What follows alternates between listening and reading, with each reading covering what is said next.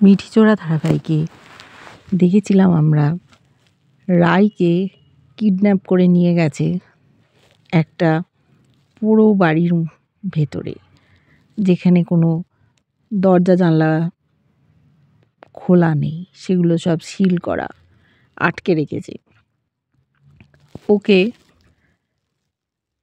মুখ হাত সব বেঁধে দিয়েছে, পাও বাঁধা, ছটপট করছে। বুঝতে পারছে না কেন ওকে এরা কিডন্যাপ করলো, কারণটা কি, আটকে কী লাভ।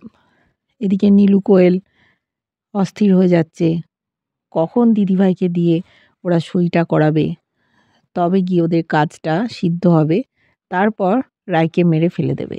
এটাই ওদের পরিকল্পনা। এদিকে রায়ের ফোন না পেয়ে চিন্তায় অস্থির বৌমণি, বিক্রম। ওরা ভাবছে এখনও কেন ফোন করলো না, একবার তো ফোন করতে পারত। সন্দেহ হচ্ছে মনে।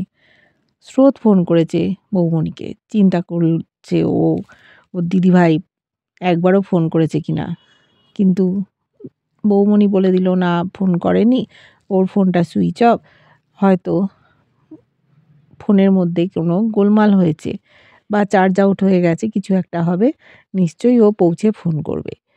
স্রোতের পরের দিন ফাইনাল পরীক্ষা, এত বছরের সাধনা, ওকে ডিস্টার্ব করতে চায় না। বৌমণির মনে হচ্ছে কিছু একটা হয়তো গোলমাল হয়েছে, কেন ফোন করছে না।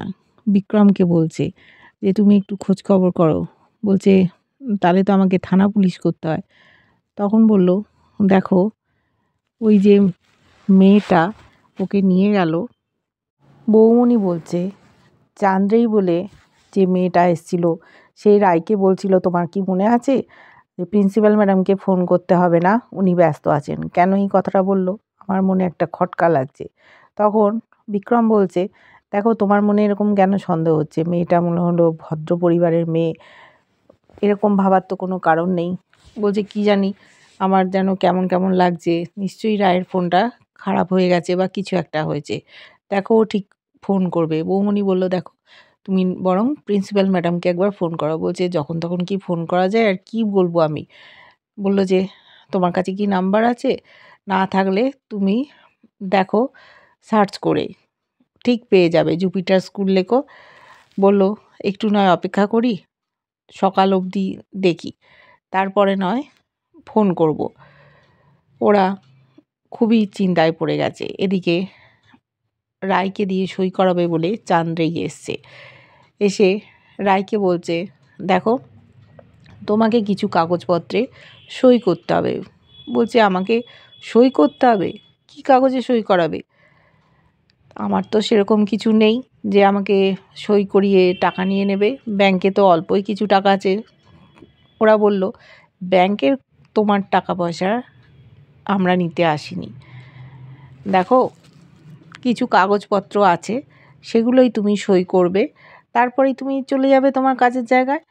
বলল তোমাকে আমি একটাই সাহায্য করতে পারি, তোমার হাত মুখ পা খুলে দিতে পারি, কিন্তু এমন কিছু করবে না যাতে তোমাকে আবার আটকে দিতে হয়। এখান থেকে পালানোর কোনো ব্যবস্থা নেই। চতুর্দিকে তাকিয়ে দেখো, প্রত্যেকটা দরজা জানলা সিল করা আছে, আর একটাই দরজা খোলা। আর দেখেছো তো এখানে শুনশান জায়গা, কোথাও কেউ নেই, আর বাইরে পাহারা দিচ্ছে, তাই তোমার পালানোর কোনো উপায় নেই। রায় কিছুতেই বুঝতে পারছে না ও কোথায় সই করবে, কি সই করিয়ে নিতে চাইছে। ও কিছুতেই সই করবে না, খুলে দিয়েছে সমস্ত হাত পায়ের বাঁধন, ছটপট করছিল। বলল এরকম করে তোমার কোনো লাভ নেই, আমরা যা বলবো তোমাকে শুনতেই হবে, এছাড়া তোমার কোনো উপায় নেই। বাবুল বলে লোকটা এসছে, এসে বলছে দেখুন আপনি সই করে দিন, না সই করে তো আপনি কোথাও যেতে পারবেন না, আপনাকে আমাদের কথা শুনতেই হবে। ও তখন বলছে আমি জানতে চাই এটা কি, কিসের কাগজ, আর আমাকে দিয়ে সই করানো হচ্ছেই বা কেন, আর কারাই বা আমাকে দিয়ে সই করাচ্ছে। ওরা বলল আমাদের টাকা পয়সা দিয়েছে একটা পার্টি, তারা বলেছে আপনাকে দিয়ে সই করাতে। যখন দেখছে নাছোড়বান্দা, দেখতে চাইছে কিসের কাগজ, ওরা বলল ঠিক আছে আপনার এই কথাটা মেনে নিচ্ছি, কিন্তু সব কথা মানব না। কাগজটা দেখাতে বললো চান্দ্রেইকে। চান্দ্রেই দিল, দেখছে একটা দলিল। কিসের দলিল? ও দেখছে অনির্বাণের বাড়িটা ডিড অফ গিফট করেছে রায়কে। ও ভাবতেও পারছে না যে অনির্বাণ দিয়েছে, আর ওতেই সই করাতে চাইছে। কেন করাতে চাইছে? ওতে সই করবে, তারপর আরও কিছু বানানো কাগজ আছে, তার মধ্যে অনেক সই করতে হবে। ও ভাবছে অনির্বাণ কি আমাকে তুলে এনেছে, ইচ্ছে করে সইটা করাচ্ছে যাতে আমি বাড়িটা নিই। তারপর মনে করলো না না, অনির্বাণ কেন করবে, ও তো আমাকে দিয়েছে, কিন্তু কখন দিল, কে নিল এটা? আমি তো বুঝতেই পারছি না কি ব্যাপার, কেই বা আমার কাছ থেকে নিতে চায়। ওরা বলল দেখা হয়ে গেছে। ও প্রশ্ন করছে যে এটা কোত্থেকে আপনারা পেলেন, অনির্বাণের বাড়ি থেকে আপনারা নিয়ে এসছেন? বলছে এত কথার আমরা উত্তর দিতে পারবো না। বলল আপনি এখানে সইটা করুন, তারপর আরেক জায়গায় সই করতে হবে যে আপনি সম্পত্তিটা গ্রহণ করলেন, করে অন্য কারো নামে সেটা দানপত্র হিসেবে দিয়ে দেবেন। বলছে তার মানে কে আমার থেকে নিতে চায়? আমি কোথাও সই করব না। বললো না, আপনাকে তো সই করতেই হবে। সেই সময় ফোন বেজে উঠেছে বাবুলের। ও চান্দেইকে দায়িত্ব দিয়ে গেল, ফোন রিসিভ করতে গেল। ফোন করেছে কোয়েল, সইটা কি করে দিয়েছে? বললো না, করছে না। নীলুও আছে, কিছুতেই সই করানো যাচ্ছে না, ওকে সময় দেওয়া হয়েছে। কোয়েল তখন বলছে তোমরা একটা সই করাতে পারছো না? তোমরা চেষ্টা করো, আমি যে এতগুলো টাকা ইনভেস্ট করলাম তোমাদের পেছনে। এদিকে নীলু বলছে আমার দিদি এই রকম জেদি, ও যখন বলেছে সই করবে না তখন কিছুতেই সই করবে না। এইরকম আগেও দেখেছি, ও যেটা জেদ ধরে সেটা করেই ছাড়ে। কোয়েল বলল তোমার এটা আগে মনে হয়নি যে তোমার দিদি কীরকম? দিদির গুণ বিচার করতে এসছো? তাহলে আমরা এতগুলো টাকা ইনভেস্ট করলাম কেন? আমাদের এখন সাবধানে থাকতে হবে, যে করে হোক ওকে সইটা করাতে হবে। বুঝতে পারছো, সকাল হলে জানাজানি হয়ে যাবে, পুলিশ খুঁজবে, আমাদের ইমিডিয়েট এই হোটেলটা ছেড়ে অন্য কোথাও চলে যেতে হবে। ও যদি সইটা করে দেয়, কাগজপত্র নিয়ে আমরা অন্য শহরে চলে যাব। তারপর যখন কেসটা একটু ধামাচাপা পড়ে যাবে, সেই সময় আমরা এসে সমস্ত দলিলগুলো কোর্টে দিয়ে দেবো। তারপর বাড়িটা যদি আমরা পাই, বিক্রি বাটা পরে হবে। এদিকে ও তো সই করবে না। এরাও ভাবছে যে সকাল হলে পুলিশ তো নিশ্চয়ই খোঁজাখুঁজি করবে, তখন কি হবে? ওরা যদি ধরা পড়ে যায়, ভয় পাচ্ছে। রাই বলছে আমি কোথাও সই করব না, এর জন্য তোমরা আমাকে যা খুশি করতে পারো। ওরা ভয় দেখাচ্ছে, কিন্তু ও ভয় পাওয়ার মেয়ে না। বলছে আমাকে এসব বলে কোনো লাভ নেই, আমি কেন করব? আমি কারোর জিনিস নেবও না, কাউকে দেবও না। ওরা আবার দরজা লাগিয়ে চলে গেছে, ওকে সময় দিয়েছে। তারপর ও উঠেছে, উঠে এদিক ওদিক ঘুরছে, কোনো দিক দিয়ে পালানো যায় কিনা দেখছে। না, চতুর্দিকেই আটকানো, সিল করা, কোথাও বেরোনোর উপায় নেই। চিন্তা করছে কি করব। ও যখন ভাবছে সেই সময় চান্দ্রি আবার ঘরে ঢুকেছে। বলছে আমি ভাবছিলাম কি করে এখান থেকে পালাবো।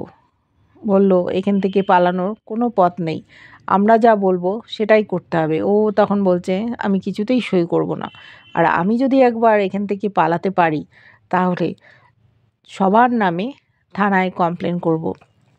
কে তোমাদের সাথে আছে, কারা আমাকে দিয়ে সই করাতে চাইছে? ও তখন বলল কোয়েল না নীলাঞ্জনা। বুঝতে পেরে গেছে যে এদের দুজনের মধ্যে কেউ তো হবেই। ওরা বলল সেই নামগুলো বলতে আমরা বাধ্য নই, আমরা ক্লায়েন্টদের নাম বলি না। কাজের জন্য আমাদের টাকা দিয়েছে, আমরা কাজটা করব, আমাদের ডিউটি শেষ, আপনাকে বলার আমাদের কোনো প্রয়োজন নেই। ও যখন খুব বাড়াবাড়ি করছে, তখন চান্দ্রেই ওকে ধরে খুব মারছে, বলছে তুমি সই করবে না, তোমাকে সই করতেই হবে। ওকে বন্দুক ঠেকিয়ে সই করাতে বলছে, ভয় দেখিয়ে। এবার চান্দেই ওর হাত বেঁকিয়ে দিচ্ছে, গলায় আঘাত করছে। বলল তুমি ভেবো না আমি খুব শান্তশিষ্ট, আমরা জানি কি করে সই করাতে হয়। তোমার যখন বাম হাতের প্রত্যেকটা আঙুলের নখ ভেঙে দেবো, যন্ত্রণায় তুমি সইটা ঠিকই করে দেবে। খুব অত্যাচার করছে, কিন্তু ও কিছুতেই করবে না। ওকে মেরে ধরে দরজা বন্ধ করে চলে গেল। রায় ঘুমিয়ে পড়ল। পরদিন সকাল হয়ে গেছে, বৌমণি চা করেছে। রায়ের মা মন খারাপ করে বসে আছে, মেয়ের কোনো খোঁজ খবর পায়নি। বিক্রমও আছে। সেই সময় হঠাৎ ফোন বেজেছে, ছুটে গেছে বৌমণি, দেখছে ফোন করেছে স্রোত। স্রোতের আজ পরীক্ষা, তাই ওকে কিচ্ছু বলা যাবে না। বলল, আমি ম্যানেজ করছি, ওর এতদিনের পরিশ্রম। ও যদি জানতে পারে যে রাই ফোন করেনি, তখন ওর পরীক্ষাটা খারাপ হয়ে যাবে। ও তখন বলল, রাই ফোন করেছিল, ওর ফোনটা একটু খারাপ হয়েছে, অন্য কারোর ফোন থেকে, তুমি একদম চিন্তা করো না, তুমি ভালো করে পরীক্ষা দাও, বেস্ট অফ লাক বলে ফোনটা কেটে দিল। স্রোত ভাবছে, বৌমণি এত তাড়াহুড়ো করে ফোনটা কেন রেখে দিল, কী ব্যাপার? আর দিদিভাই তো জানে আমার পরীক্ষা, আমাকে একটাও ফোন করলো না। ওর কিছু ঠিক লাগছে না। সেই সময় সার্থক ঘরে এসছে, বলছে, কী ব্যাপার, তুমি কোনো খবর পেলে? বলল, হ্যাঁ, বৌমণি বলল দিদিভাই ফোন করেছিল। বলল, যাক, ও পৌঁছে গেছে, আর কোনো চিন্তা নেই। বলল, দিদিভাই তো আমাকে ফোন করে, এরকম তো ও করে না। বলল, তুমি এখন এইসব নিয়ে চিন্তা করো না, তাড়াতাড়ি রেডি হও না। স্রোত বলল, আমার ফোনটা তোমার কাছে রাখো, দিদিভাই যদি ফোন করে তাহলে তুমি বলবে যেন আমার পরীক্ষা হয়ে গেলে একটা ফোন করে। বলল, আচ্ছা ঠিক আছে। ও রেডি হতে গেল। এদিকে বিক্রম ভাবছে, আর তো দেরি করা যায় না, এবার থানা পুলিশ করতে হবে।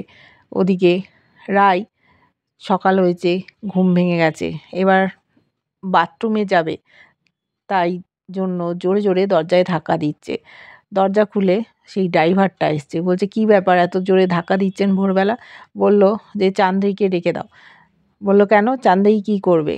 খানিক পরে চান্দ্রি এসছে, এসে বলছে যে, কী ব্যাপার, এখানে এত হল্লা হচ্ছে কেন? আর তুমি দরজাটা খুলে রেখেছো?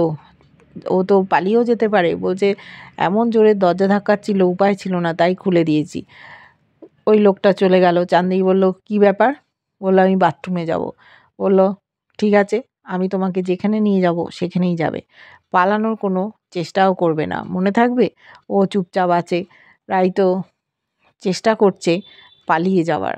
কি করে ও পালাবে? বাথরুমে নিয়ে যাবে, কিন্তু বাথরুমের ওদিক থেকে কি পালিয়ে যাওয়ার রাস্তা পাবে? ও হয়তো চেষ্টা করবে, ওর ওপর অনেক অত্যাচার করবে। ও জানেও না যে সই করা হয়ে গেলেই ওকে মেরে ফেলার ইনস্ট্রাকশান দিয়েছে নীলু আর কোয়েল। ও যদি বেঁচে থাকে তাহলে নীলু কোয়েল ধরা পড়ে যাবে। নীলু কোয়েল বুঝতে পারছে না সম্পত্তিটা ওরা যখন নিজেদের নামে করে নেবে তখনও ওরা ধরা পড়ে যাবে, কারণ রাই ওদের নামে লিখে দিয়েছে। রাই গায়েব হয়ে গেল, ওকে কোথাও খুঁজে পাওয়া গেল না, হঠাৎ নীলু নামেই বা কেন লিখে দেবে? রাই কিছুতেই লিখবে না ওদের নামে, এরকম পণ করে আছে। এইবার আমরা দেখব চান্দ্রেই রায়কে নিয়ে কোথায় নিয়ে যায়, ওর মধ্যেই কি বাথরুম আছে নাকি অন্য কোথাও, তাও ও একটু বাইরে যাওয়ার সুযোগ পাবে, আশপাশটা দেখতে পাবে। থানা পুলিশ তো হবেই, দেখতে থাকবো কিভাবে রায়কে উদ্ধার করে পুলিশের লোক। অনির্বাণ কোথায় গেল? ও কি চলে গেল মুম্বাইতে? দেখবো ধারাবাহিকটা কেমন লাগছে অবশ্যই জানিও। ভালো লাগলে লাইক, কমেন্ট, সাবস্ক্রাইব করা, যারা ফেসবুক পেজ থেকে দেখছো ফলো করে সাথে দেখো।